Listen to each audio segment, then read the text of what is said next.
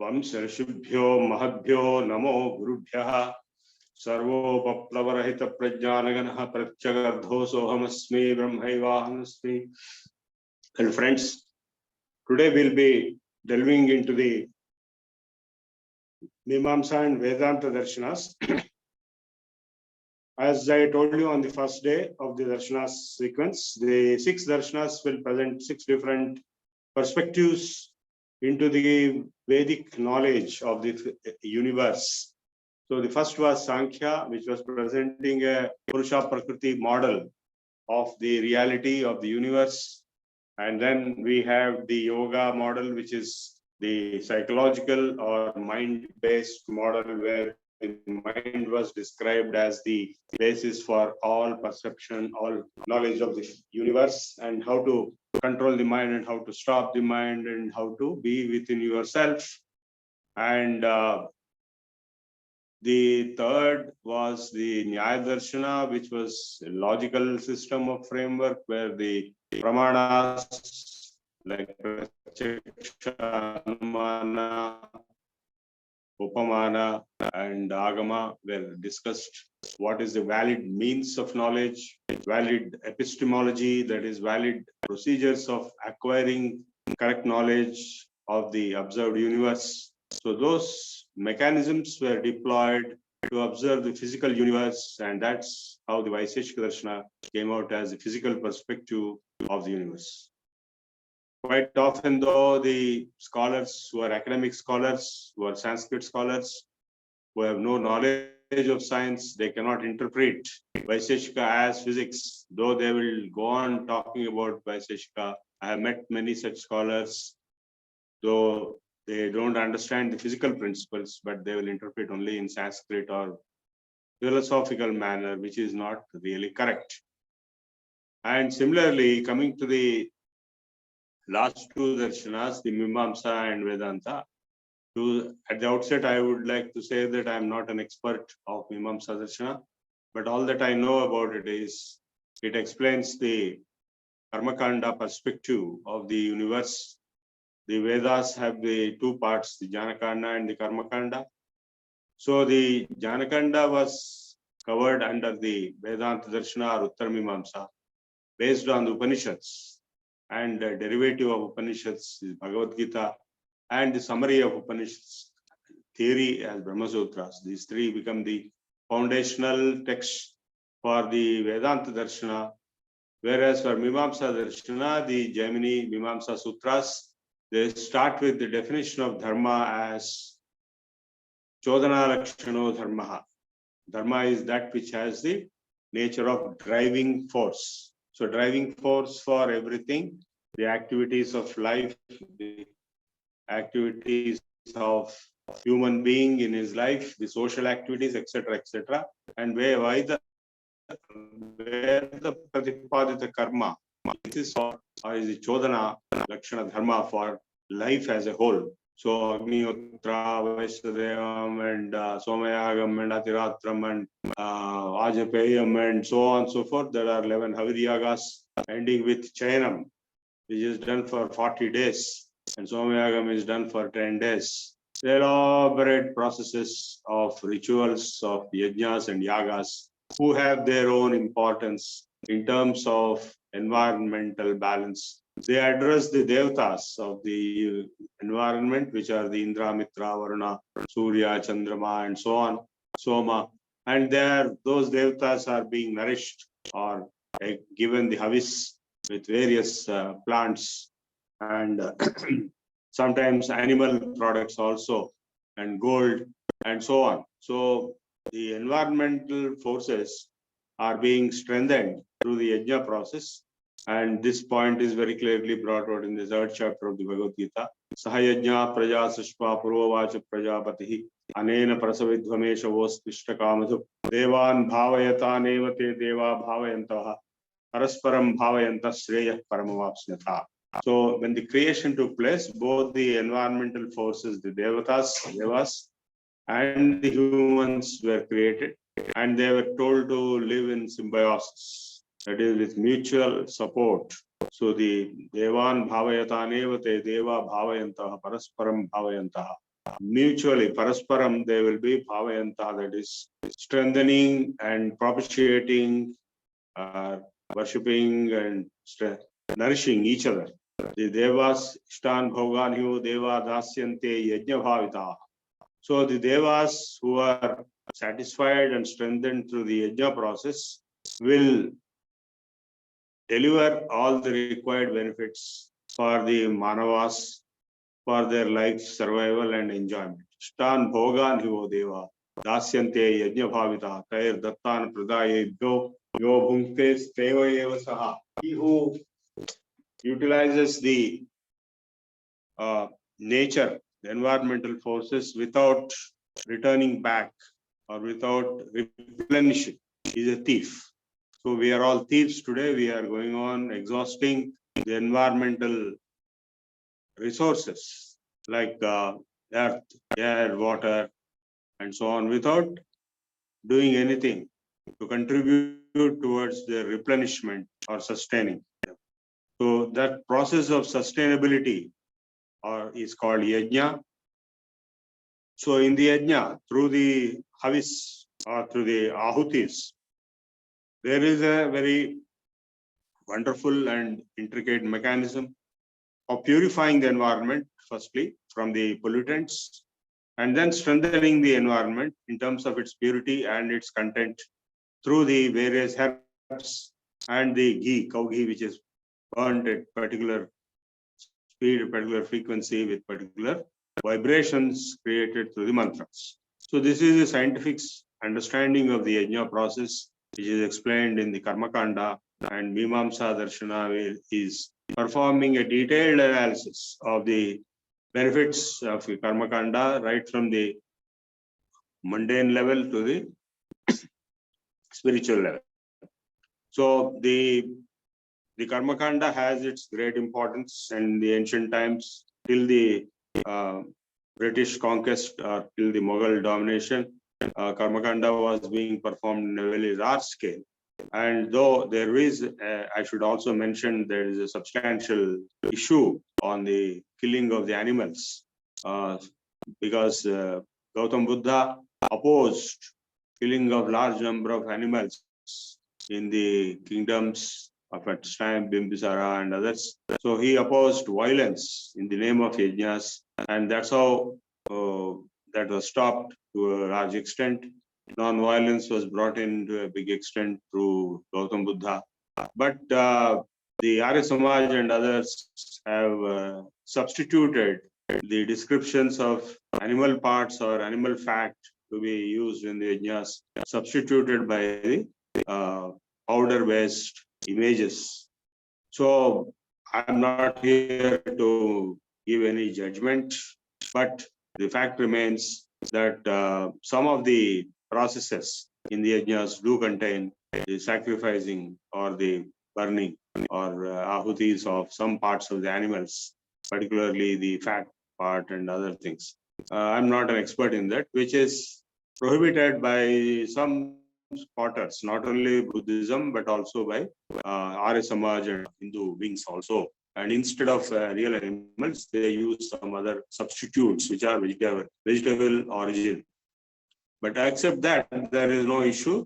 And the effect of yajnas on the environment is well known. I have myself conducted many experiments. In one Somayagam conducted at Hyderabad by the Vedic Institute of Akkalkot, I have taken the help of IICT, Indian Institute of Chemical Technology, to take the samples of the fumes coming out in that yajna shala, and then or nearby that area, and then see the effects. And many such studies have been done in the past. George Stahl performed a big experiment in Kerala when Agni Stoma was performed.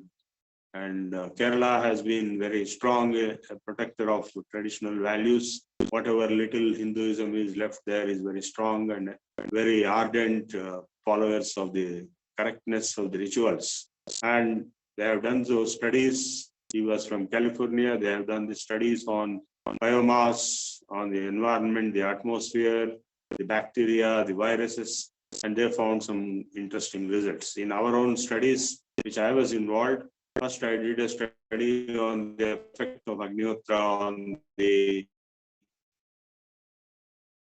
and oxygen levels in the room, which is performed with a sealed room. Then instead of decreasing oxygen level due to combustion, the oxygen levels increased. This is very surprising. We did it in CSR laboratories in the outskirts of Secunderabad.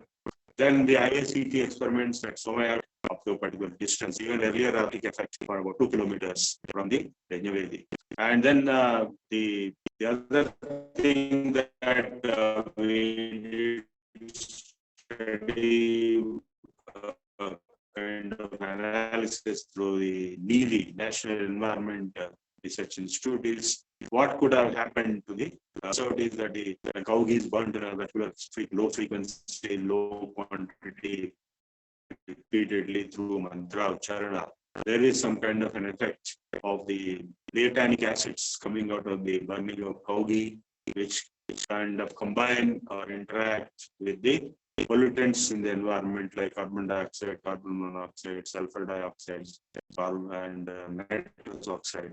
And that reaction will result in the outcome where the oxygen is an output, and that's how the oxygen levels could have increased instead of decreasing, which should have happened by normal combustion because of burning. So these are the kind of some of the results. There are many other results. There are many people. We have arranged 2 lectures later by 2 speakers who have performed a scientific analysis of the effects of the Yajna process, Agnihotra process on the environment, on agriculture, on cattle, on water. In Pragati resorts, one big Yajna was conducted a few years ago, Vajpayee Mahayajnam, and after that the water levels underground have risen up.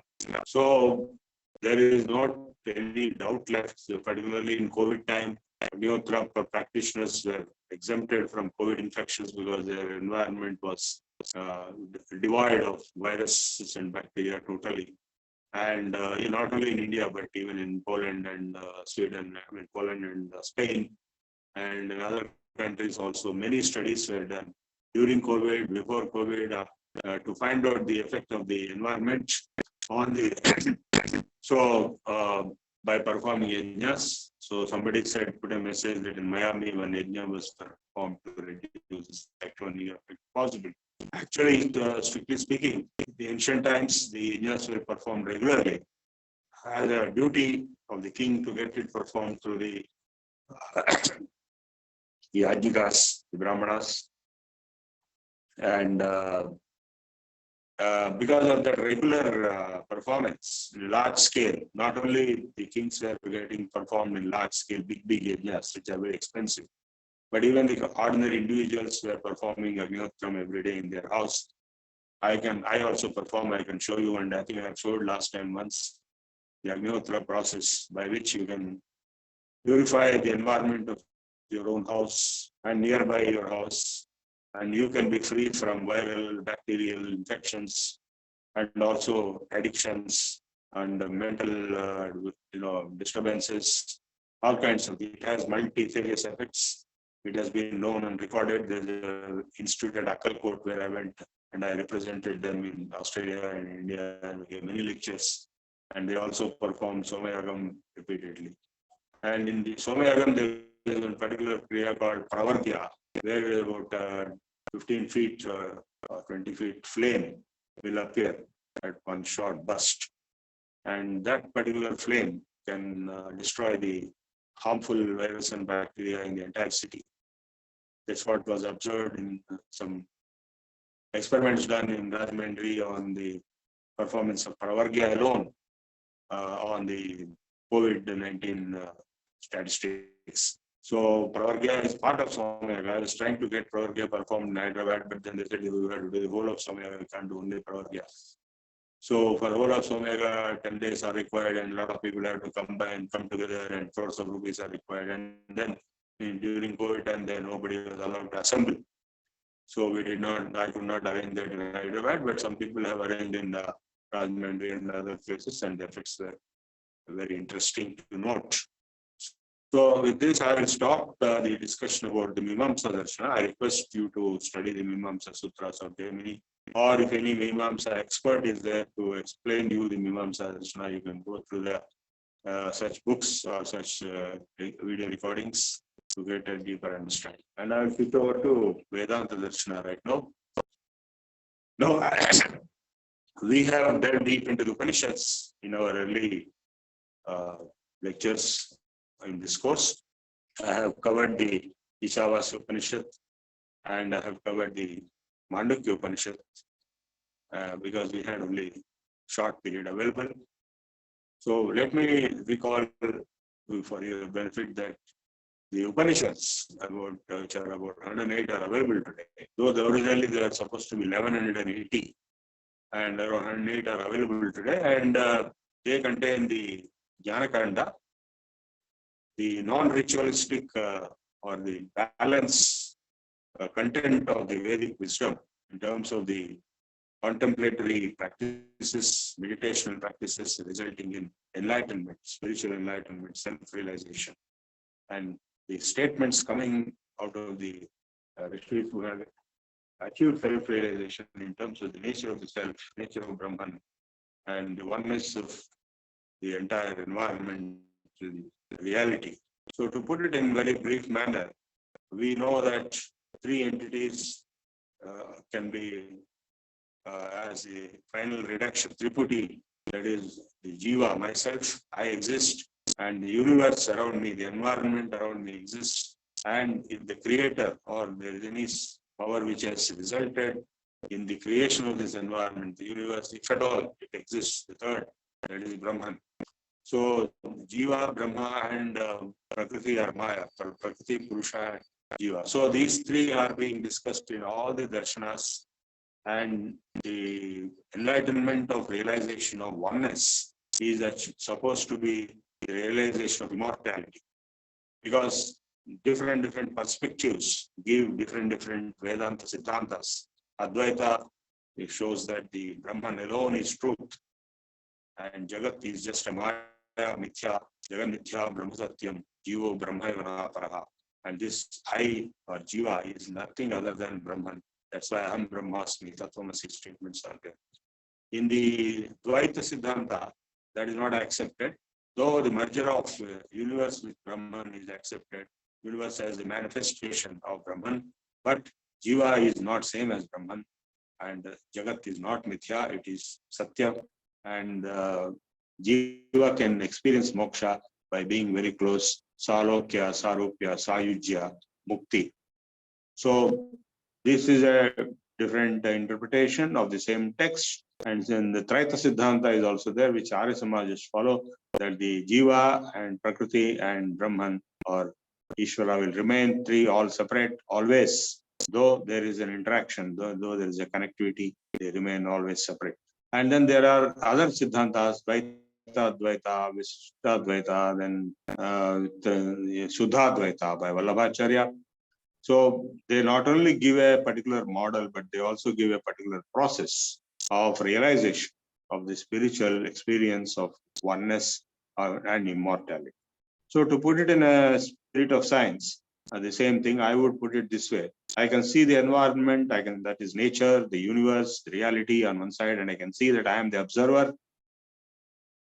These two are definitely known. Whether there is a creator to this universe or not, we don't know. Maybe there, may not be there. So the realization that I am environment, I am not alone, I am not independent. Of course, I exist, I observe the environment, but to also realize that I am the environment, I am part of the environment, and the environment has no death, because the environment is only continuously changing. So Brahman is big. So Aham Brahmasmi, in one way interpretation of scientific nature, is that I am the environment, I am the universe, I am the totality. And once I am the totality and I am the environment, I am Brahman, I have no death, because I have no birth also. Because the environment never dies, it undergoes transformations. Or the universe never dies. It undergoes transformations. Those transformations include Srishti, Sthiti, and Layam, but the truth finally remains as it is. So that truth, which is abstract, other than the physical universe, which is apparent but is only manifest, behind the manifest universe, there must be some unmanifest. If there is an unmanifest power or force, that is called Brahman. And that alone is true, because even the Jiva is not really independent of the environment. He is part of the environment, is part of nature, part of Brahman. Therefore, Brahman alone is the truth. The Brahma Satyam, Jagan Mithya, the word Mithya means illusory. It does not mean non-existent. Illusory, it means continuously changing. Of course, the word Maya is different from the word Mithya. But the fact remains that the universe, reality, physical reality is continuously changing. There is nothing constant in it. Every second or every microsecond, there are transformations happening. Though it appears to us as if it is permanently there, it is not there, but nothing is permanently there. Every second, every microsecond, there is a change. Even in the human body, the cells of the body die and new cells are born. And in the outside world, galaxies, transform themselves, black holes are there, and the universe is in a continuous process of creation, sustenance, and dissolution, continuously happening. So, though we are not aware of it, through science, we can be aware of that fact, and that is happening. So, but there is an essential power or force behind the manifest universe, which you can say from scientific spirit as that which is behind matter and energy is equal to mc square. That which is manifesting or different forms of matter as different forms of matter and different forms of energy. That is called Brahman in the Upanishads, according to my scientific interpretation and understanding. So, even from physics point of view, the relativistic ultimate reality, which manifests itself as different forms of matter and different forms of energy in terms of the space-time continuum framework, and the space-time framework is relative. So if you travel at velocity of light, space-time is zero, but the one which is behind E and M, that is X, is not zero. So that is Brahman, and I am nothing but that, and you are also that. Tattvamasi aham brahmasmi. So this is a scientific interpretation of the Advaita Siddhanta. So a physics-based interpretation. We have studied yesterday, Vaiseshika gives physics. Again, Vaiseshika does not give Advaita. It is not Vedanta Darshana. It has its own model of the universe, of atomic composition of nature. Sadakaranavat Nityam. They call it Sat, the eternal atoms. Of course, the atoms are indivisible according to Vaiseshika. And later, we know that the atoms have been divided into more than 300 particles exist today. Protons, neutrons, electrons, quarks, neutrinos, and so on and so forth. So the indivisibility atoms is not true. That's what Shankaracharya also maintained. So finally, we have to say the particles are indivisible. So, but when we go to the particle level, we know that in quantum mechanics, that these particles are nothing but energy. So if you measure them as energy, they appear as energy. So if, for example, electron can be measured as electron diffraction experiments, where it behaves like waves, proton and neutron diffraction. So each particle is also a wave. D pro is dual nature of matter. Lambda is equal to h by mv, the Planck's constant h divided by mass, and the velocity of the particle will give its wavelength. It's amazing that every particle is also a wave. So the dual nature of matter and energy, E is equal to mc square, the interconvertibility of matter and energy, which are the outcomes of quantum mechanics based on Schrodinger's equation of dou square pi by dou chi square, where chi is expressed as Maya by Schrodinger himself. So these things, these insights in quantum mechanics are very close to what the Advaita says. There is a total oneness, that is Brahman. Om Ityekakshram Brahma. So when you meditate on Om, you are meditating on Brahman and oneness of the total Brahman, and everything else which appears to be real, like the moving universe in space-time framework, is obviously not real because it is temporary, it is changing continuously, and what exists in one microsecond does not exist in the next microsecond. So there has to be identified that which is constant, which is not the manifest, but the unmanifest Brahman, which is what we call as Om in Mandukya Upanishad. And now the interesting part is the self. The self obviously exists as far as the observer is concerned. That is in Vaisheshika also. Atma is a dravya. Prithivyapastejo Vayurakashanti Kala Mana Atma iti dravyani. But Atma is a dravya which is observer, with respect to which all knowledge of all phenomena takes place. All scientific activities or all physical activities are observed. And who is this observer? So when you take this universe, the environment, the Brahman as the unmanifest source of the universe, obviously the Brahm, this self, the observer, is also part of the universe, is also part of the Brahman. Therefore, Aham Brahmas, Ayamatma Brahma. And this is my physics interpretation of Advaita Vedanta. It's very straightforward, very easy to understand for those who know physics and those who understand relativity or quantum mechanics to some extent, at least intuitively. You can easily make out Aham Brahmasmi, because I am the environment. Environment is manifest, environment is illusory. It is continuously changing every second. The unmanifest is Brahman, and that is that which is behind matter and energy, because dual nature of matter and energy proves that there is an unmanifest truth which is manifesting as matter or as energy, depending on the observer's experimental equipment and perspective. And that X is transformable from matter to energy and energy to matter. In atom bomb, matter gets converted to energy. Very huge amount of energy gets generated with 1 gram of matter. That is E equal to mc square. If you take m as 1, then 1 into c square, c into 10 to the power of 8 meters per second. That is square of it. That is 9 into 10 to the power of 16 meters per second, which is the number of joules, watts of energy that can be generated. You can see what kind of scale of energy is generated when matter is converted to energy, as it happened in the atom bomb. So, and apart from the destructive forces of atom bomb, destructive capability of atom bomb, we are now looking at the reality. What is reality when you ask? Then we have to say that there is some X, which in the Vedanta, the Upanishads call it Brahman, which manifests itself as matter or energy in different forms, in different manifested circumstances of observations, framework of space and time, depending on the, like if you observe electrons or say photons in the photoelectric effect experiment, as Max Planck did, you will observe them as particles. So light is set of particles called photons, which are impingent on the object of visibility. And if you perform an experiment on the same light with some other experiment, diffraction experiments, then light, of course, is a wave.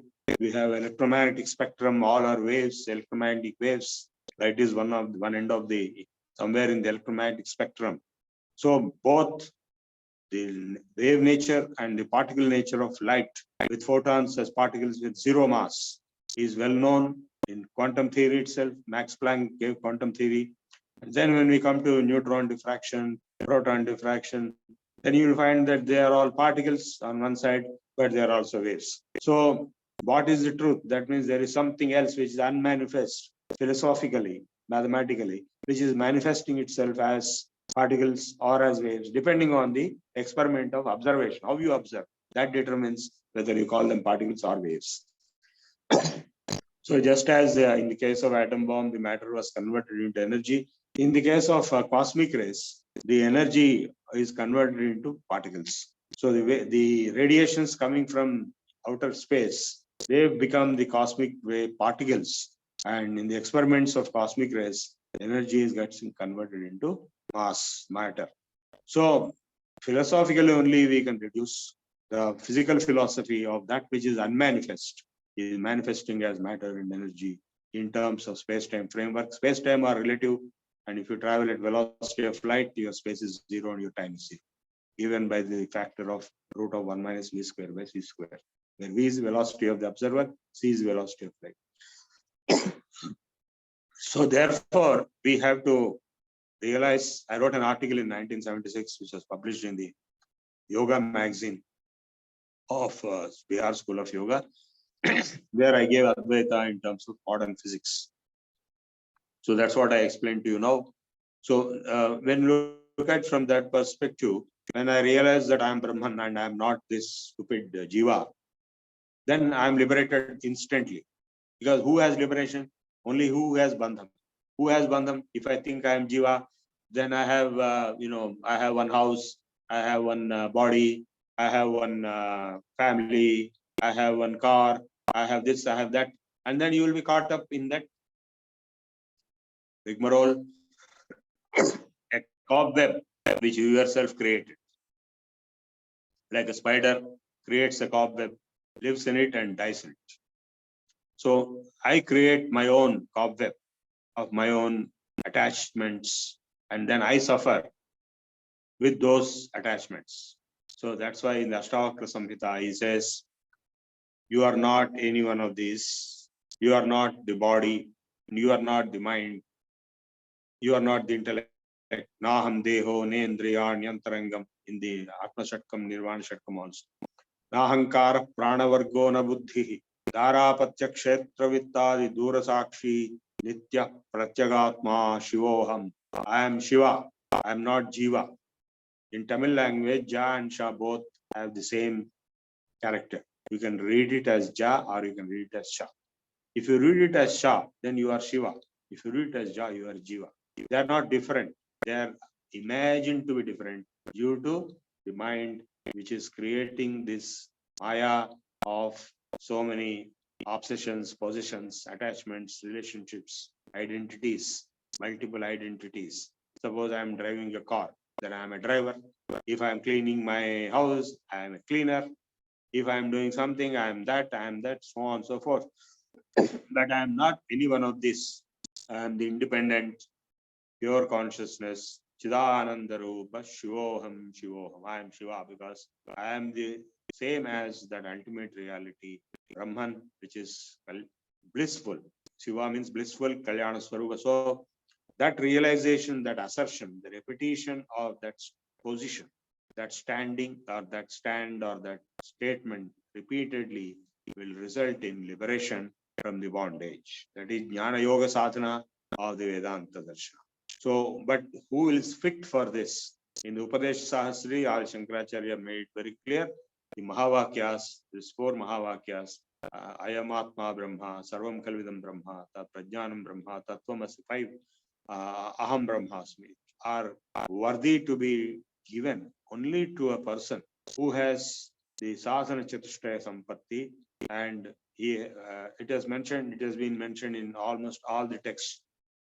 Sadhana Chatushtaya Sampatti is comprising of first Shamadamad Shatka Sampatti, that is 6 Shamadamad Tiksha Uparati, and then the Ihamutra Phalabhoga Virakti, disgust about acquiring any possessions or objects or attachments in this world or in the world beyond after death. Not interested. Then Nitya Nitya Vastu Vivekam. I should realize what is eternal and what is not. Just now we have discussed that. And finally, Mumukshatva. And I want to be liberated because I got disgusted with the worldly sufferings. Only for such a person. And he should be also a sannyasi. Tyakta, Vitta, Putra, Shastra, Eshanasya, Paramahamsa, Parivrajikasya.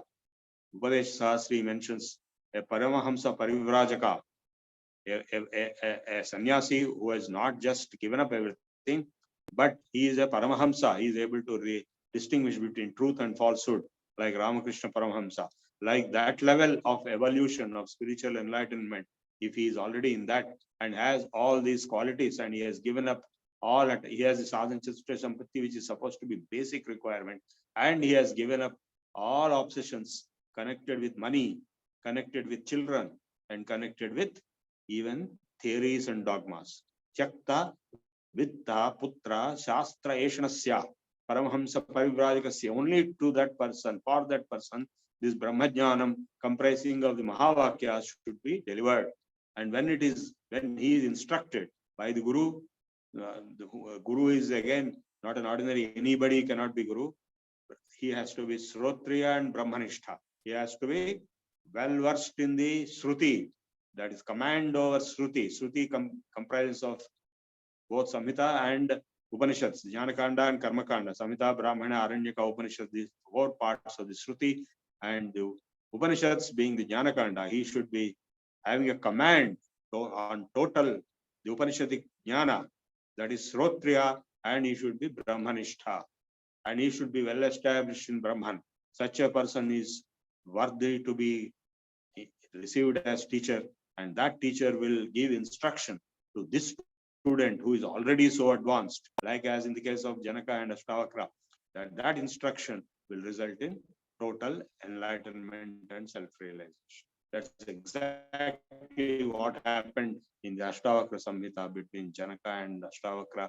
Ashtavakra was Srotriya and Brahmanishtha, and Janaka was having all the qualities, and he himself was already realized and enlightened person. And even then he took the instruction from Ashtavakra, and in that instruction he reached self-realization. That's what I will be covering in my lecture on Ashtavakra Samhita. So this kind of statements, in fact, I was surprised to see the Upanishads, almost all of them, they ponder and discuss and arrive at the same spiritual enlightenment, self-realization as the final destination. In every Upanishad, in a different ways, the ultimate truth, the Brahmajnanam, Atmajnanam is brought out. And the summary of the Upanishads as provided by the Brahma Sutras by Badarayana. Of course, Badarayana is supposed to be same as Vyasa himself. So some people say Vyasa is a post. And so Badarayana, the one who lived in Badari, he gave the Brahma Sutras as the philosophical summation of the contents of the spiritual enlightenment truths given in the Upanishads. So it starts with the statement Adhato Brahma Jijnasa. We shall now delve into the nature of Brahman. And Yato Janmadhyasya Yataha, that is the next sutra, which is expanded in the Upanishads. Yato va imani bhutani jayante, yena jatani jivanti, yasmin pravishanti tad Brahma. So Brahma Jijnasa, to understand, analyze, inquire into the nature of Brahman, is the purpose of Vedanta Darshana. And Brahman is defined by definition, is that from which the whole universe, all things in this universe originate, get created and get manifested. They are sustained for some time and they are returned back and assimilated back. Yato va imani bhutani jayante, yena jatani jivanti, yasmin pravishanti tad Brahma.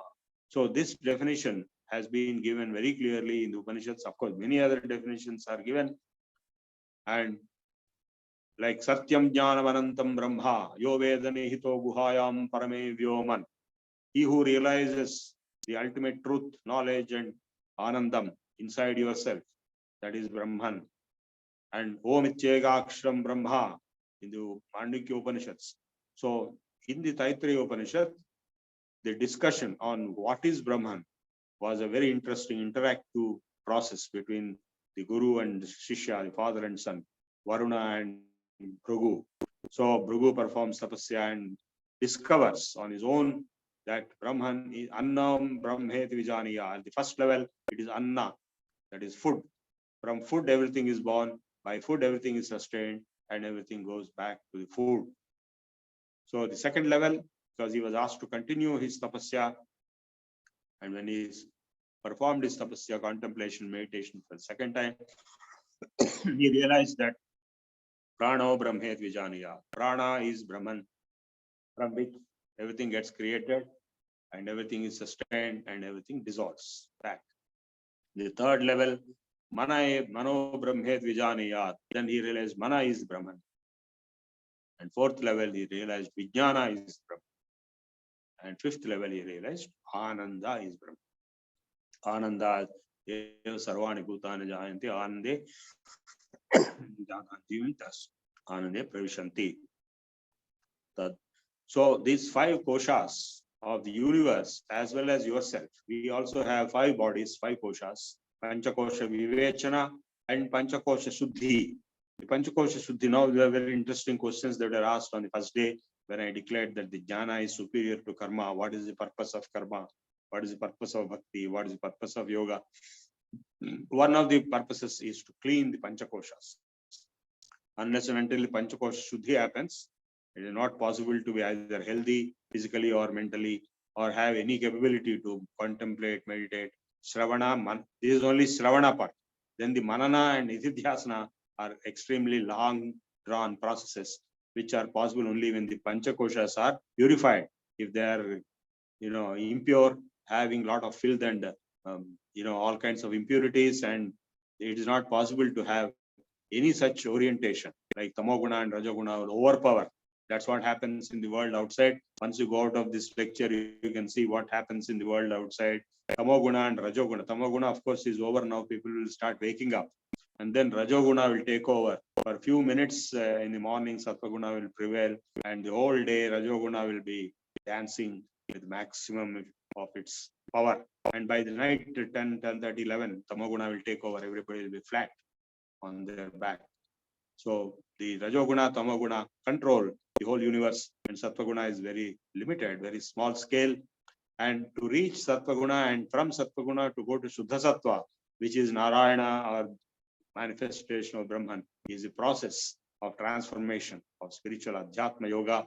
That is where the yoga system comes. That is where the karma siddhanta comes. All the karma, sarvam karma, akhilam parda, jnane parisamapyate, tadvidhi pranibhatena pariprashnena sevaya upadekshyanti te jnanam, jnaninas tattvadarshinaha.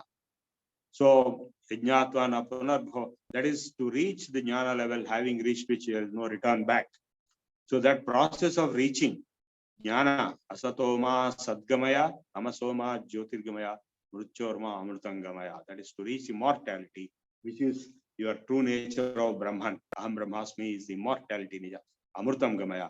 So in amrutasya putra, we are all immortal. To reach that level of realization, not just hearing. Hearing is okay, but okay, fine, it may be like that, we may think, but then we have to contemplate on it. Shravana, Manana, and Nididhyasa, meditate on it, and in deep meditation and deep samadhi, the Atma Jnana, Brahmatmana Samsthiti, oneness of the self with Brahman will come.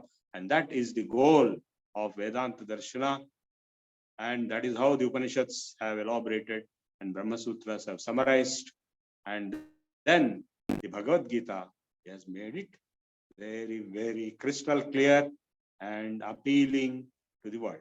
Thank you. I'll stop my lecture here and open it for discussions.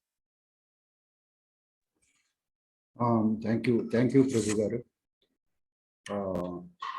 Very nice of you that you are sparing more than half an hour for us for interaction. All those people who want to interact, raise their hands, please. Gupta ji.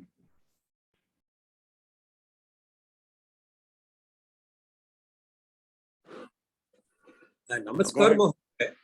Is it possible to share the results of the Yagna studies conducted by the ICCD? Yeah. We have arranged two lectures we have arranged by the concerned speakers. They will share. Dhanyavad. Anybody else wants to ask questions? Yesterday, somebody was asking the comparison between Sankhya and Advaita Vedanta. Who was that?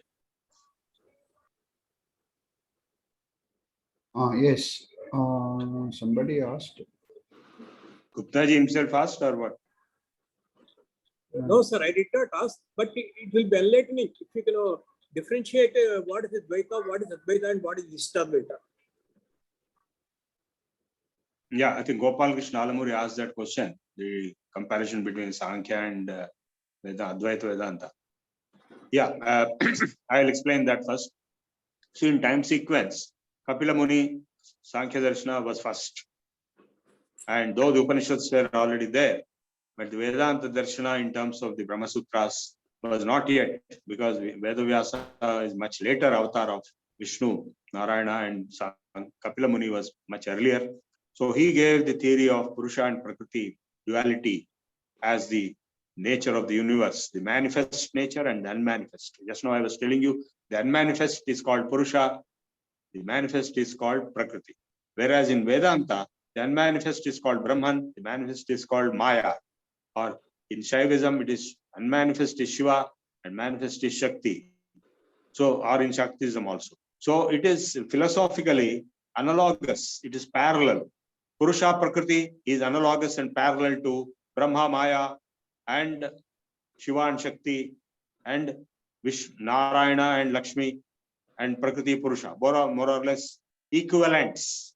They are not exactly same, but they are possible to be drawn as equivalents. Even Sri Aurobindo, in his books on Life Divine, has drawn that parallelism between these 3-4 different duets. That is Purusha Prakriti, Brahma Maya, Shiva Shakti, Narayana and Lakshmi. So like this.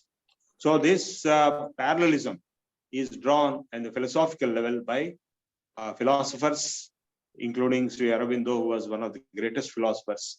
And I have studied his complete works when I was 17, and I have studied complete works of Vivekananda when I was 12. So these are our gurus. So whatever they say, we have to hold it up, because these framers came out at different times in history, and sometimes they look to be different, but philosophically there is a lot of commonality, parallelism in them. That is the answer to that question. Okay, now coming to this question, as I told you on the first day itself, there are around a good number of some maybe 20-25 different models of Vedanta: Advaita, Visishtadvaita, Advaita, Advaita, Suddhadvaita, and so on and so forth. And various acharyas, because if you study some of the encyclopedias, like the Varnekar wrote an encyclopedia of Sana, the entire Sanskrit literature. There he has discussed around 25 different Vedantic theories, came out at different times with different acharyas. So I respect all the acharyas. We all should respect all the acharyas. We are not here to insult or demean or pit one against the other. That's all wrong. We respect all the acharyas who are far, far more greater. We are less than specks of dust in front of them. So we respect all acharyas, but in time sequence, they came at different times. Like Shankaracharya was the first to give Advaita Vedanta based on the Mandukya Karika of Gaudapada, the Vaitatsya Prakaranam. Again, Advaita is not a new invention by Adi Shankaracharya. It was there very much in the Vaitatsya Prakaranam, very clearly brought out by the Gaudapada Karika. Same thing he brought out as a formal doctrine of Advaita, Siddhanta. And using logic, he could defeat all the contemporary philosophers at that time, in his time. The Buddhists, the Jains, Kapalikas, the Charvakas, the Lokayatas, everyone, Andashanda, Pashanda, Bauddha, Jaina, Charvaka. So he defeated everyone using the Mayavada of the Advaita Siddhanta, and therefore he was declared as Jagadguru in Kashmir. And he carried the concept of Sharada and Chandramauli from Sharada Pitham in Kashmir into Sringeri and established his first Matham at Sringeri, and made Sureshwaracharya the head of it, who was none other than Mandal Mishra, who was defeated by him and who was previously a Karma Siddhanta. So Adi Shankaracharya set up 4 Shankarmats, and then after that he was in Kanchi for a long time. That is Kamakhya Pitham. He established the Sri Chakra Pratishtha there. And then he realized that the common folks will not be able to understand the Advaita Siddhanta, and they need to continue their Upasana Margas. So he established the Shanmatas. That's why he's known as Shanmata Sthapanacharya. He established the Shaivam, Vaishnavam, Shakteyam, Ganapatyam, Kaumaram, and Sauram. That is 6 deities. That is, he integrated around 300 different small religions into 6 various Shaivistic cults, including Kapalikas, Virashaivas, all into Shiva worship, and then various types of Vaishnavas into Vaishnava worship, and various types of Shakteyas into Shakteya worship, and then Ganapatya and Kaumara, because in certain regions of the country, Ganapatyam was very strong, like Maharashtra, and Kaumaram was very strong in Tamil Nadu, for example. So he has, and Sauram was very strong, Surya Upasana in East. What he has shown done is 6 devatas, and 6 devatas are 6 different windows. And though behind all the 6 windows is the same Parabrahman at the background. So Brahman manifests itself as Shiva, Brahman manifests as Vishnu, Brahman manifests as Shakti, manifests as Ganapati, manifests as Kuma, Kumara, that is Subramanya, and also Surya, sun, and along with sun, the Navagrahas. So this understanding was reached in the Kanchi Kamakoti Matham, and this theory was promulgated. He got the title of Shanmata Sthapanacharya at the Kanchi, which Kanchi is one of the Mokshadayakas, as you know, Ayodhya, Mathura, Maya, Kashi, Kanchi, Avantika, Puri, Dwaravati, Chevasha, Mokshadayaka. All these cities are moksha cities. I have been to all of them. And in this process of Shanmata Sthapana, the bhakti was also promulgated by Shankara himself. He wrote many poetries in the bhakti of Narayana, in the bhakti of Shiva, in the bhakti of Ganapati, Kumara, and Shakti, and Surya, and so on. So to promulgate the Upasana Margas. So the Bhakti Marga, which is the outcome of the Visishtadvaita, is very much promulgated by Adi Shankara himself, though he promulgated established Advaita Siddhanta. So the point I am trying to make is all different Siddhantas are valid perspectives from different standpoints of the ultimate truth, because the ultimate truth, Brahmajnanam, is not something which is accessible to simple understanding of the mind and simple description in words. Yato vacho nivartante aprapya manasa saha. So it cannot be grasped by the mind. That's why it is called Brahma Vidya. So in Telugu, we ask, Idemanna Brahma Vidya, any subject which is found to be complicated or difficult.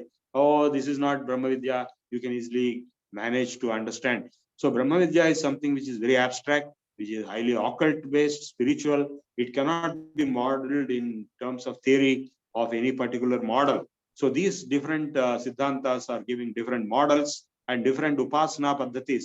Even say Suddhadvaita of Vallabhacharya is Radha Krishna Bhakti. He gave an entire Upasana of Bhakti Yoga of very great level in the Suddhadvaita of Vallabhacharya, which is followed in Gujarat in a big way. So now these gurus, they were aware of Advaita and they gave their own contributions of their own models. I consider them as research extensions of the original Advaita Siddhanta. That is my view. May or may not be agreeable to others. There are fanatics who want to fight, who want to have arguments, if not wars, and then defeat each other. That kind of a thing I don't admit here. I would put it this way, that the spiritual enlightenment, the self-realization is not a theoretical argument-based approach. It is a spiritual experience which can be approached in different ways. So like even in the Rigveda, Ekam Sat Vipra Bahudha Vadanti, Indram Mitram Varunam Matrishvam Suparnova Garutman. Even in the Rigveda, multiple devatas existed. Indra, Mitra, Varuna, Garutman. And so, but still the Sat is only one, the truth is only one. So in Adi Shankaracharya gave Shanmata Sthapanacharya role of Shanmatas, but he knew Parabrahman is very well. And this is very evident in his interaction with his mother on her deathbed. So he came by the Akashagamanam from Kedarnath to Kerala when his mother is going to die shortly.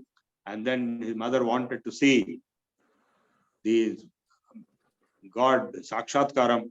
So first he made her see Narayana Vishnu as the God. She got Darshana of Narayana. And then again, he made her see Darshana of Lord Shiva himself. Then she asked, why both you are showing? Then he told her, it is one Parabrahman which is manifesting as Narayana or as Shiva. Both are equivalent, both are not really different. This Advaitam between Shaivam and Vaishnavam was also told by him only. So this way, my interpretation would be that all theories are valid in their own place, in their own position of its own perspective, and their logical sequence of model and their logical sequence of Upasana is valid, and it has been proven in history. So those who followed that particular Upasana also got the moksha, self-realization. I stop there on that question there. Let us go to the next question. Okay, thank you, sir. Let's have Nagapriya.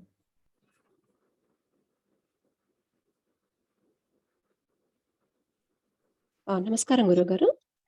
ఇది నిన్నటి లెక్చర్కి సంబంధించిందండి. దేవతా రూపం manifest అవ్వకపోతే అగ్ని, manifest అయితే తేజస్ అని అనుకోవాలా అండి? తేజ అనే శబ్దము అగ్నికి పర్యాయ పదము. సో ద్రవ్యాల్లో తేజస్ అనే వర్డ్ వాడారు. పృథివ్యాపస్తేజో వాయురాకాశ దిక్కాల మన ఆత్మ అయితే ద్రవ్యాణి. So the word tejas is used for the same energy principle which is conveyed by the word agni. The word agni has many meanings. Ordinary meaning is fire, but here it's not that. Even in the Veda it's not that. Agni mile purohitam, the entire yajna process is not for just only for one fire. It is for the Ishvara, Parameshwara, Brahman.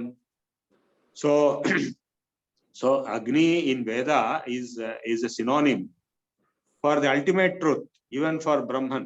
In fact, in the Narayana Suktam, Sa Brahma, Sa Shiva, Sa Harisendra, So Akshara.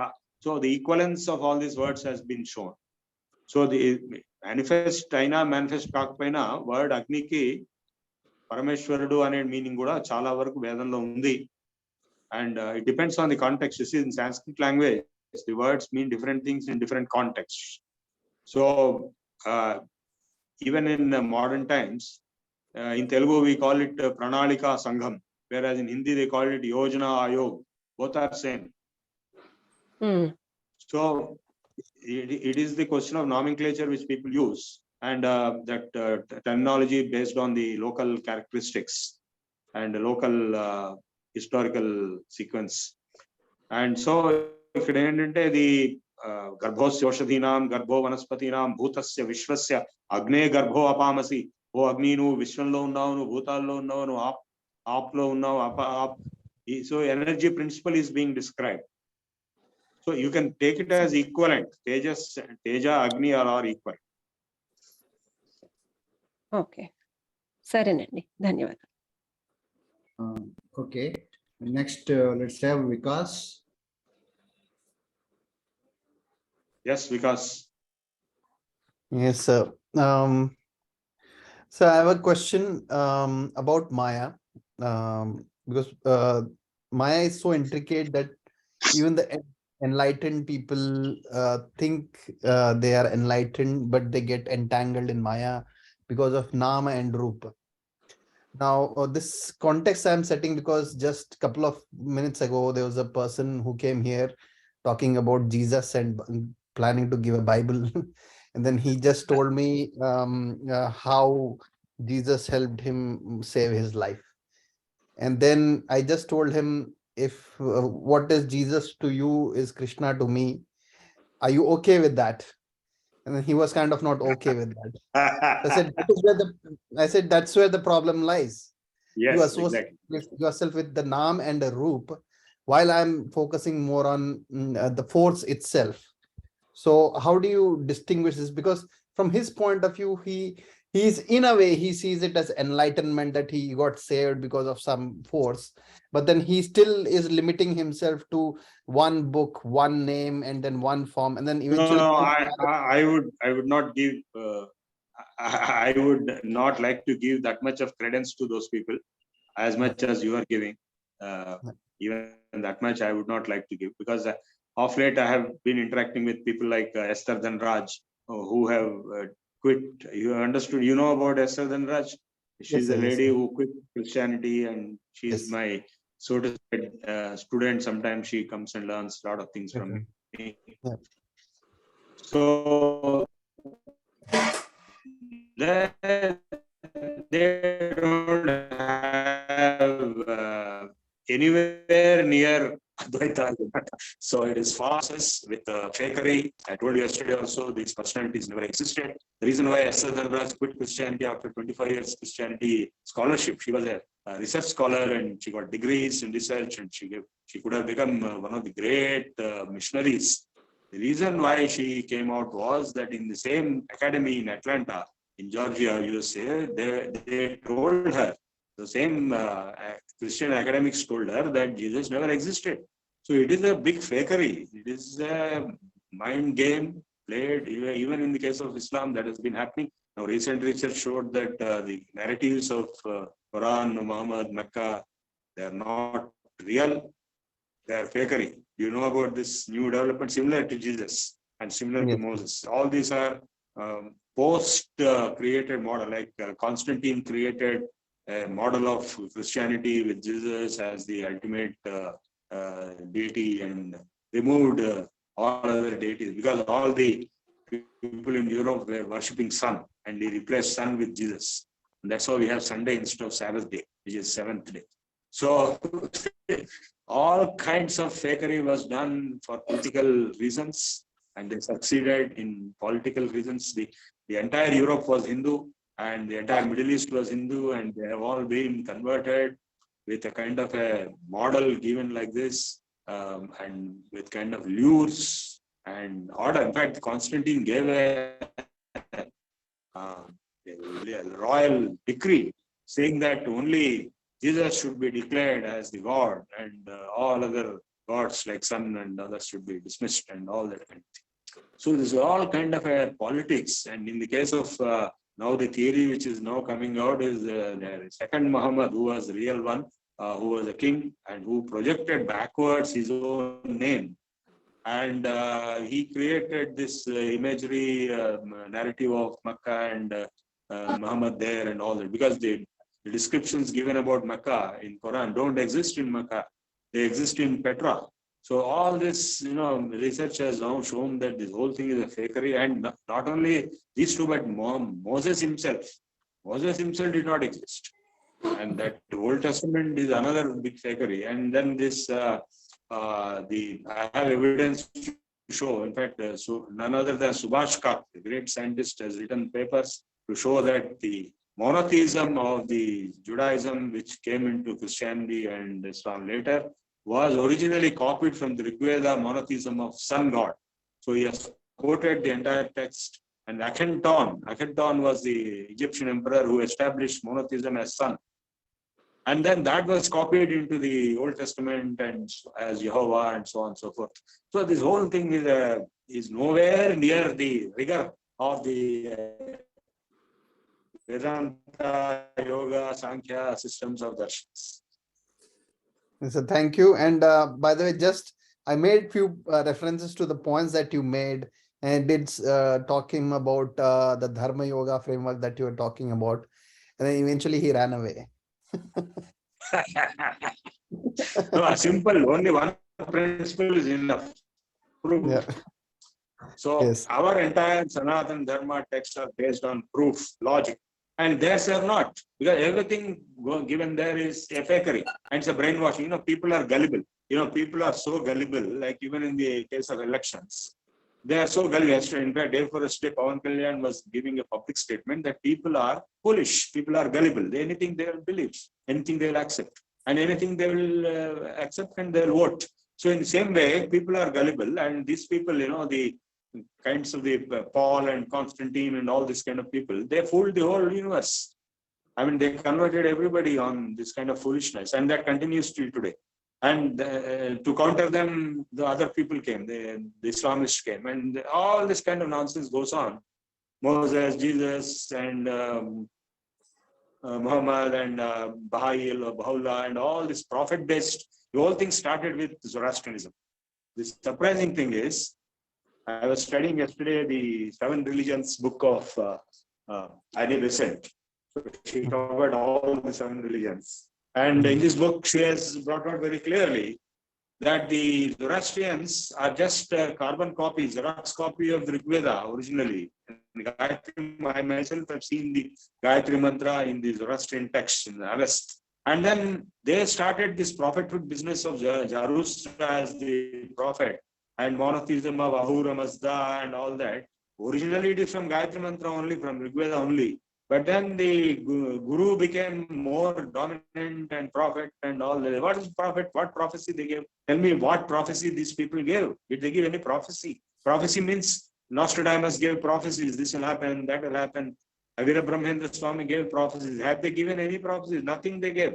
So they just erect some mythical or fictitious personality as a prophet, and then say that, he did all this and he did all that, and all that is fake.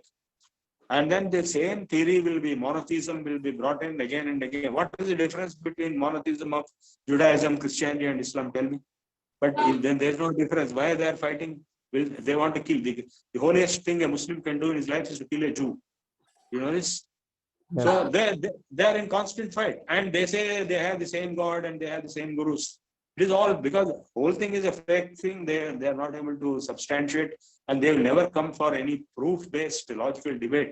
That's why atheism is taking. It's a good thing that atheism is coming up in a big way, because that is the only way these the parties can be demolished.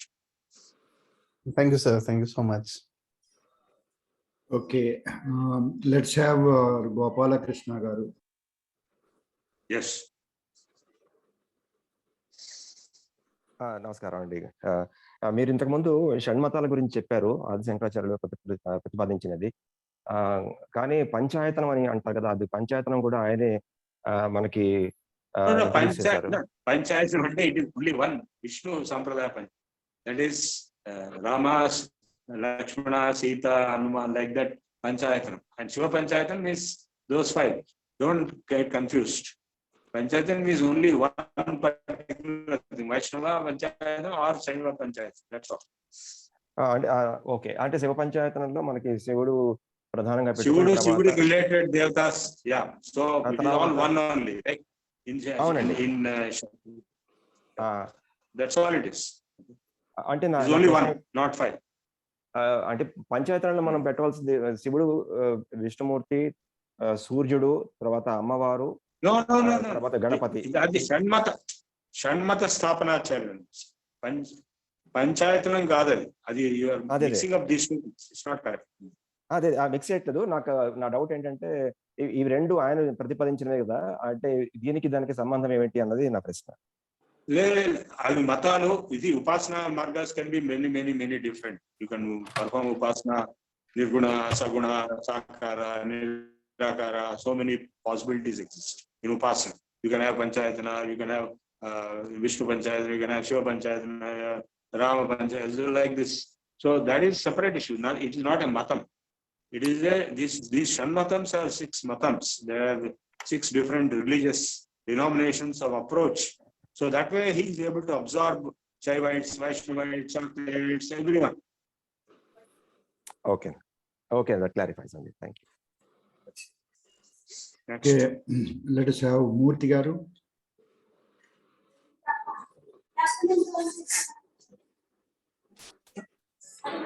నమస్తే G. ఇప్పుడు శ్రోత్రియుడైన గురువు దగ్గర నేర్చుకోవాలి ఈ ఆత్మజ్ఞానం అన్నప్పుడు, ఈ శ్రోత్రియులైన గురువులు అంటే ఈ రోజుల్లో ఉపనిషత్తులు చదువుకుని అలా ఉన్నారు, కానీ శ్రోత్రియులు అంటే వేదాలు చదువుకున్న వాళ్ళు ఎవరు తక్కువ కదా. అది ఎట్లా ఈ రోజుల్లో కుదురుతుంది అనేది? ఈ రోజుల్లో కుదరదా అనేది వాళ్ళకి they are not concern. It is your lookout. So point అంటే శ్రోత్రియం బ్రహ్మనిష్టం. These are the 2 qualifications of a guru. Not only శ్రోత్రియ, he has to be brahmanishta also. And many శ్రోత్రియas exist in terms of the Chandasam. That is, they have learned the Vedas. They'll be following the Acharam very strongly. They want to get more and more money. They want to be big properties. I have met such people. So Brahmanishta he has to be Brahmanishta. That means ordinary Ved Pandit is not entirely Kshatriya and entirely Brahmanishta also. It is not possible, because you see, they are only limiting themselves to the Yajna Yaga Kratus. They cannot come under this category. We are talking of Shrotriyam Brahmanishtam, who is a self-realized soul. Of course, the closest we can think of is our one of the Paramacharya, Chandrasekhara. You can consider him as Brahmanishta or Shrotriya. Whereas Ramana Maharshi was an Avadhuta. He is not a Shrotriya. He may be Brahmanishta, but he is Avadhuta. Chandrasekhara Swami himself recommended people to go and meet Ramana Maharshi as an Avadhuta. So Shrotriyam Brahmanishta means like Chandrasekhara and Saraswati kind of people who are having full command over Shruti, and they are in Brahmanishta. They are established in Brahman. ఇప్పుడు శివుడు ఉపదేశం చేశారు పార్వతీదేవికి. ఒక గురు చరిత్ర అని ఒక ఉన్నది. అందులో గురువు గారి పాదాలు కడిగి వాటిని తీర్థంలాగా సేవించాలి అవి ఉన్నాయి. ఆ గురు పూజ చేయకపోతే అది ఆత్మజ్ఞానం రాదు ఆ గురువు అనుగ్రహం అని. అంటే ఈ రోజుల్లో ఇవన్నీ అది ఆన్లైన్ లో వచ్చిన తర్వాత ఇవన్నీ కష్టమైన పనిగా అనిపిస్తుంది కదా. ఇది ఈ క్లాస్ జరుగుతున్నాయి, అన్ని ఈ సత్సంగం జరుగుతున్నాయి. ఈ రోజుల్లో ఎంతవరకు కుదురుతుంది?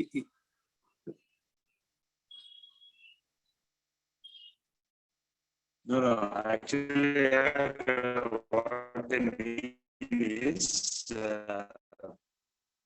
they didn't refer to Zoom links and all this. No, they were referring to the normal. అంటే గురు భక్తి లేకపోతే నీకు గురువు దయ రాదు, కాబట్టి దయ రాకపోతే జ్ఞానం రాదు.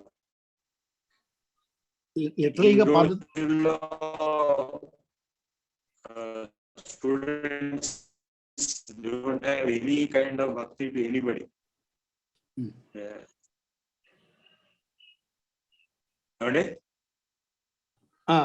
Hello? And do express your guru bhakti. Okay? Nowadays ఉపనిషత్తులు చదువుకుని అదే వేదాంత జ్ఞానం ఉండి బ్రహ్మనిష్ఠులు అయ్యండి అంటే ఎథియస్ట్ అయి ఉండి చెప్తున్నారు కొంతమంది సత్సంగులు పెట్టి.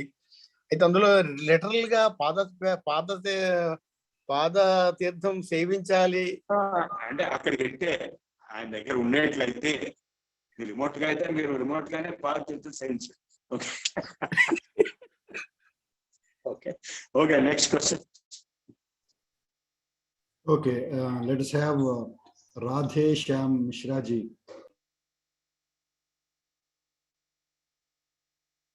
Yes, go ahead, Radhe Shyam ji. Hello.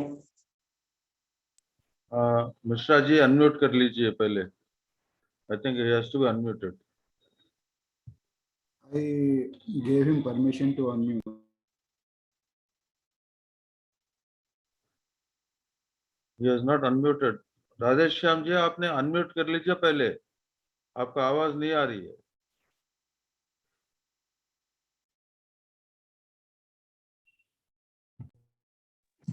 Yes, गुरुजी प्रणाम.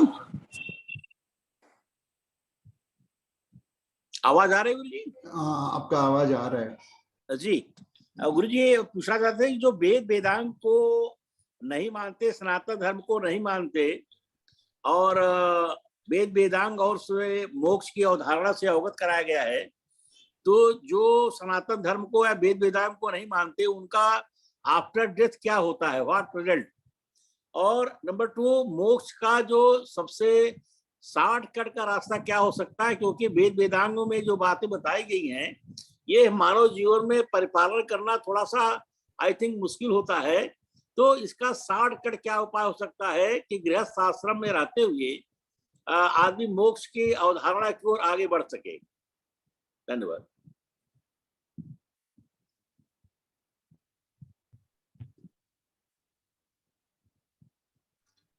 Your speech is not coming out, Prabhu Garu. You are muted. Prabhu Garu. Okay. Now regarding the first question, I think I'll repeat the question in English. First question: what about all other religions?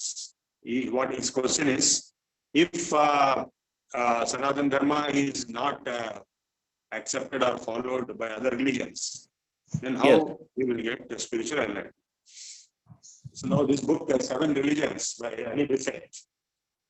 It shows clearly the sequence of the origin of these religions is like this: Hinduism, Sanatana Dharma was the first, then Zoroastrianism, Parsis, then Jainism, then Buddhism, then Christianity, of course, Judaism and Christianity, and Islam and Sikhism. So all these 7 religions which exist, or 8 religions, including Judaism, they have originated originally or taken the principles of Dharma from our ancient scriptures only. This proof is available in my book called Dharma Yoga. So apart from all the narratives of personalities and events which are largely fake, or they may believe them to be true, but the principles of, say, service, compassion, love, and love for God, love for humanity, and truth, honesty, and non-violence, etc., etc. Around 18 principles we have identified, which are from the Bhagavad Gita, 16th chapter, Daivi Sampat, and we have we have proved in our book that these 18 principles are brought out in one form or the other, directly or indirectly, in all the scriptures of all religions. This is the positive aspect of those things. So without those things, there cannot be any religion, because nobody will believe a narrative which has no dharmic content in it. So Dharma Yoga is a book which we have written, we have sent to all of you, which is having the proof that dharma is in the scriptures of all religions. So these so-called religions are not really different entirely from each other. They are only born one from the other, and they are being explained as if they are different, and they try to convert, because you see the issue of conversion is there only in majorly two religions, that is Islam and Christianity. Other religions don't bother to convert so much. Of course, Buddhists also converted, but Sanatana Dharma doesn't believe in conversion, and Judaism also doesn't believe in conversion, and I don't think Jainism is also believing in conversion. So the mandate of the agenda of converting people into your company, I would call them all different companies, like our parties, political parties, convert them by giving them freebies, lures, or threatening them. Like in time of Rajshekhar Reddy, in that Rayalaseema area, if anybody votes to any other candidate, he'll be his hand or leg will be removed. So everybody will vote only for that candidate, which Rajshekhar Reddy decided. So Rajshekhar Reddy got 99% votes all the time. So this kind of threat and lure, like during Muslim rule, those who convert will be given good posts, will be given money. In fact, 2 rupees was being given during Aurangzeb time for every conversion. So this kind of nonsense that has happened, it is more of a recruitment into a party kind of thing. Nobody is bothered about the spiritual content behind it. Under threat, under lure, conversions took place over centuries, over the entire globe, and are still taking place. So this is not spirituality. So if they want to understand what is spirituality, first of all, it has to be based on truth, it has to be based on proof, it has to be based on experience, and not narratives and blind beliefs.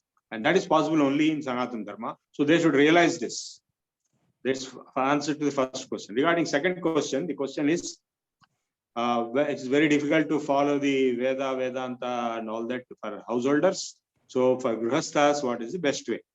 So Bhakti Margam is the easiest way, and rightly so. All the Grihasthas in India, mostly they are into Bhakti Margam, and we have so many gurus in Bhakti Margam who have their large number of disciples. If you go to Vrindavan, you will get the entire, the Bhakti environment there totally. Every sand particle in Vrindavan, every mud particle is vibrating with Bhakti. So Bhakti Marga is the best way for Grihasthas, Bhakti Yoga. That are the two answers to two questions. Next question. Yes. Okay, Venkatesh Varlagar, we have only 1 or 2 people. We will take last 3 questions. Yes. గురువు గారు నమస్కారం. షణ్మత స్థాపనలో మనకు 6 దేవుళ్ళు, 6 deities are given by great Adi Shankaracharya. కానీ these days every gully, every street I see Shirdi Sai Baba. And recently for Dasara Utsava, my friend sent a invitation, Happy Dasara, putting Sai Baba. Then I gave a lot of explanation. As per Supreme Court, and there are a lot of judgment. Shirdi Baba is not a Hindu god, hence they don't come under Endowment Act. I have given examples and I have given the attachments also. But how come all the late, we have most of our Hindus are diverted towards different gods? Every day they are changing gods, forgetting the main god. So how do we look at this issue? Yeah, I have faced this problem in my own house when I got married, my wife and my in-laws were all Shirdi Sai Baba devotees. Not ordinary, extreme. And I don't know what to do. So I did not want to hurt them. I did not want to fight with them. I did not want to oppose them. I allowed them to do whatever they want. And the way I interpret it is that the only one positive possible interpretation in a favorable manner is that they recognize this Shirdi Sai Baba as one of the 5 avatars of Dattatreya. Is that correct? I don't know, sir. They think like that. Yeah. So the other 4 are the Swami Samartha of Akkalkot and Manikya Prabhu of Nabad, and then we have the Sripada Vallabha Digambara in Pitapuram and Nrsimha Bharati at Gangapur. So if those people are the avatars of Dattatreya, that's fine with us. Those people I'm talking about. So they look at them as Dattatreya himself. Dattatreya is one of the avatars of Vishnu. That is to that extent the positive thing. Now, regarding Shirdi Sai Baba being the avatar of Dattatreya or not, that is a question which I cannot answer. And recently I came to know that the person who wrote that book promoting Shirdi Sai Baba, that Guru Charitra, Satcharitra, whatever book it is, he was one Ekkirala Bharadwaja or somebody, and he wrote that book, and he went and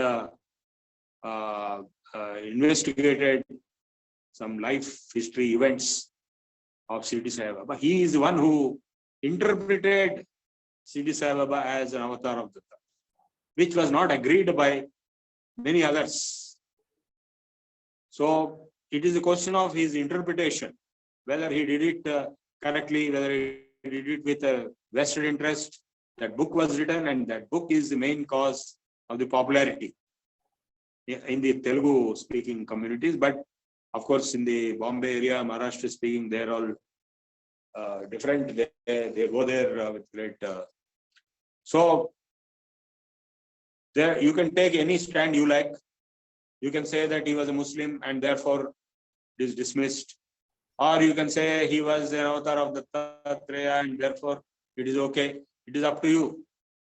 So therefore, I would not make, of course, the Shankaracharya of Badri, who passed away recently, he made a comment long back dismissing the claims of Shirdi Sai Baba's divinity. Yes. So now, of course, it is the secret behind the popularity of temples of Shirdi Sai Baba is the fact that it will not be covered by the Endowment Act, and therefore there's no government control. So this private control is the secret attraction behind establishing many such temples. But ultimately, you see, it's all psychology.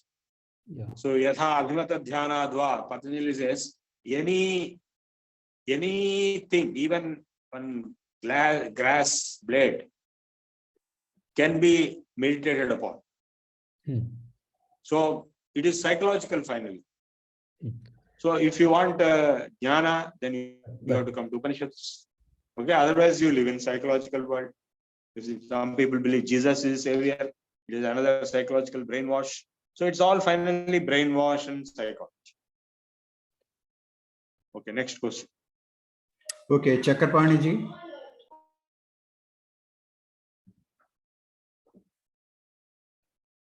Yes, Chakrapani ji, go ahead. Sir, namaskar, sir. Nowadays, what is it? Which sound is coming? Others, mute your mics, please. Yeah, go ahead.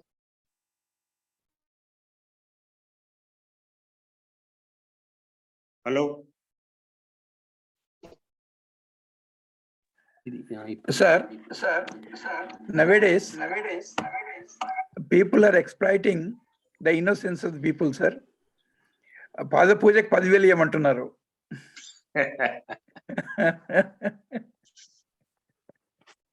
10,000 ఇస్తే పాద పూజ permission ఇస్తారట. అదే ఇక్కడ ఇప్పుడు శ్రోత్రియం బ్రహ్మనిష్టం అనే concept A real Guru is physically present, not imaginary or not remote and not in history. So a lot of people worship Shirdi Sai Baba saying he's their guru. I was wondering, did they meet him? So how he can become his guru? So at least Puttavar Sai Baba, some people met him. So I also went and met him. So at least he was physically present. So how can somebody be your guru if he is not present at all? And it's up to them. It is all finally imagination, and it is the question of the belief system. See, that is what people are satisfied, made to believe with kind of brainwashing and kind of fakery and kind of narratives. That is how all these people are carrying on their lives. The entire Middle East, the entire Christian world, and all this. So there is no end to this kind of a thing. So it is better to, if somebody is interested in proof, somebody is interested in logic and knowledge, then it is better to take up the study of the Upanishads and Bhagavad Gita,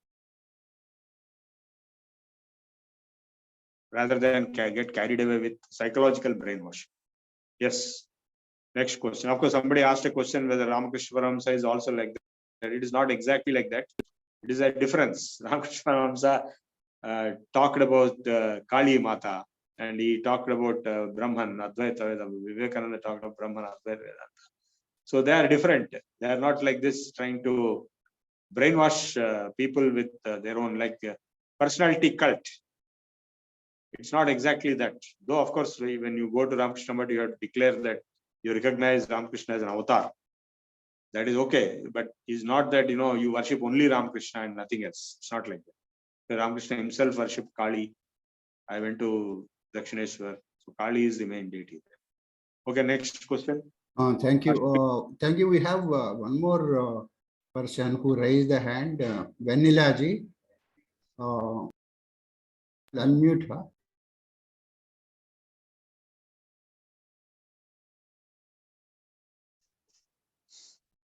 నమస్కారం గురువు గారు. Actually సగం answer మీరు ఇచ్చేసారు కాబట్టి నేను race చేసిన hand నేను తించేసాను. Actually the more I hear from you, it is really enlightening, but the problem is it is so complicated and ఏదో భగవతత్వం తెలుసుకుని మోక్షం తెలుసుకుందాం అనుకుంటే ఇది ఇంకా ఇంకా కాంప్లికేట్ అయిపోతుంది. గురువు ముఖత నేర్చుకోవాలి, గురువు గారు దొరకరు.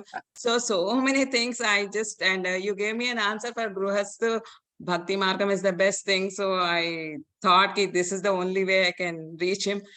Because last time also you said one of the lady which she didn't read any Vedas or Vedangas, but she ultimately knew everything what is Vedanta is all about and what is Paratattva. So I thought let me follow that, because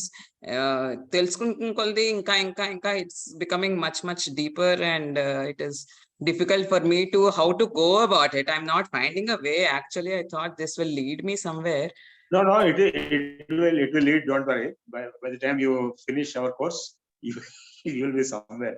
Don't okay, worry. thank you. Thank you. Okay.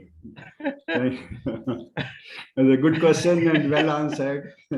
Thank you, Vanilla ji. And thank you. All of you, all participants, you have participated in the question answer session so enthusiastically, and you went very deep into the subject, and we thank CSR Prabhu Garu for covering Upanishads and Darshanas in great detail. Now let us have Prarthana from Ananthanji and then do Janaganamana.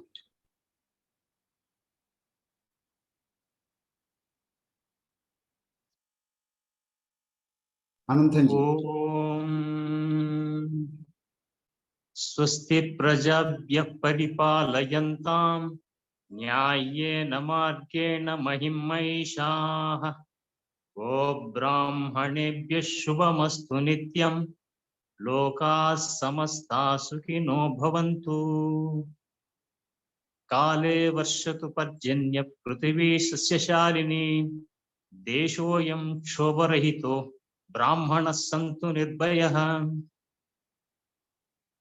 ॐ असतो मा सद्गमय तमसो मा ज्योतिर्गमय मृत्योर्मा अमृतं गमय। सर्वे भवन्तु सुखिनः सर्वे सन्तु निरामयाः सर्वे भद्राणि पश्यन्तु मा कश्चित् दुःखभाग् भवेत्। ॐ पूर्णमदः पूर्णमिदं पूर्णात् पूर्णमुदच्यते पूर्णस्य पूर्णमादाय पूर्णमेवावशिष्यते। ॐ शान्ति शान्ति शान्तिः। हरिः ॐ श्री गुरुभ्यो नमः। हरिः ॐ। Thank you, Anand ji. Let's have Janaganamana now.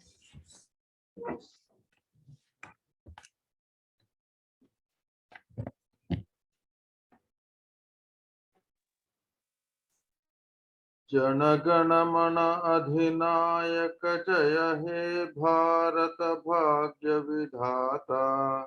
Punjab Sindhu Gujarat Maratha Dravida Utkal बंगा विंध्य हिमाचल यमुना गंगा उज्ज्वल जलधि तरंगा। तव शुभ नामे जागे तव शुभ आशीष मांगे गाहे तव जय गाथा। जनगण मंगलदायक जय हे भारत भाग्य विधाता। जय हे जय हे जय हे जय जय जय जय हे जय हिंद जय हिंद जय हिंद। Thank you.